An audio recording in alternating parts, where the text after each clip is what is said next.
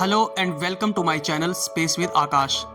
आज हम बात करेंगे बिग बैंग थ्योरी के बारे में और उसके साथ डार्क एनर्जी के बारे में।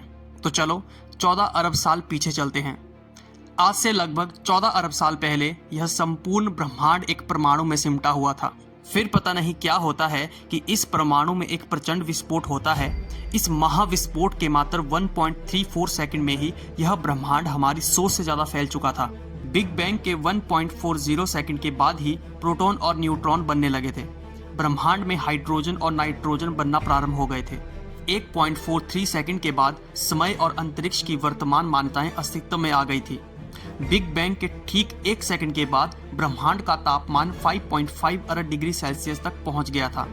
ब्रह्मांड में मौजूद इलेक्ट्रॉन नाभिका का चक्कर लगाने लगे थे और बिग बैंग के 3.8 लाख साल के बाद प्रकाश की उत्पत्ति हुई थी।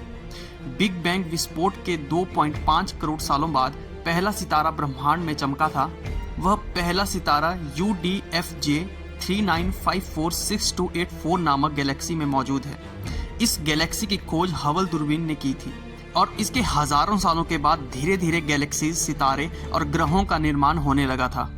अब आ जाते हैं बिग बैंग के धमाके के 9 अरब साल के बाद। इस समय हमारे सूरज का बनना शुरू हुआ था और इस तरह से हमारा सूरज अभी इस ब्रह्मांड का नौजवान सितारा है। बात करें हमारी पृथ्वी की तो 4.5 अरब साल पहले ही पृथ्वी का जन्म हुआ था। बता दूं कि बिग बैंग के धमाके के बाद से ही ब्रह्मांड लाइट की स्पीड से भी तेज गति से फैल रहा है और इसका कारण डार्क एनर्जी को बताया जा रहा है। वीडियो के शुरू में मैंने आपको बताया था कि हम बात करेंगे डार्क एनर्जी के बारे में। क्या होती है डार्क एनर्जी?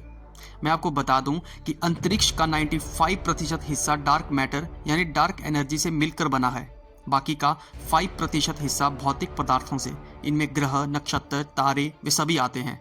आप इसी बात से अंदाजा लगा सकते हो कि बिग बैंग धमाके के बाद हमारा ब्रह्मांड कितना ज्यादा फैल चुका है। इसमें अंतरिक्ष का 95% हिस्सा डार्क मैटर और 5% हिस्सा सिर्फ भौतिक पदार्थ का है। तो सोच सकते हो कि हमारा ब्रह्मांड कितना ही ज्यादा बड़ा होगा।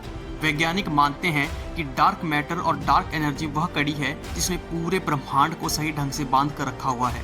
डार्क मैटर ऐसे पदार्थों से मिलकर बना हुआ है जो लाइट को एब्जॉर्ब, इमिट और रिफ्लेक्ट नहीं करते। इस कारण अब तक के साधनों के बल पर इसे देख पाना असंभव है। वैज्ञानिक यहाँ तक मानते हैं कि डार्क एनर्जी और डार्क मैटर ही इस ब्रह्मांड का आधार है। इसी पदार्थ से पूरे ब्रह्मांड का अस्तित्व बना हुआ है। इन पदार्थों की कोई विकसित समझ हमारे पास अभी तक नहीं है, पर इस बात से कोई भी इनकार नहीं कर सकता है कि इन पदार्थों का अस्तित्व नहीं होगा। तो ये थी कुछ जानकारी बिग बैंग थ्योरी के बारे में और डार्क मैटर के बारे में। अगर आपको स्पेस से जुड़ी हुई जानकारी पसंद है तो चैनल को सब्सक्राइब और वीडियो को लाइक ज़रूर करना।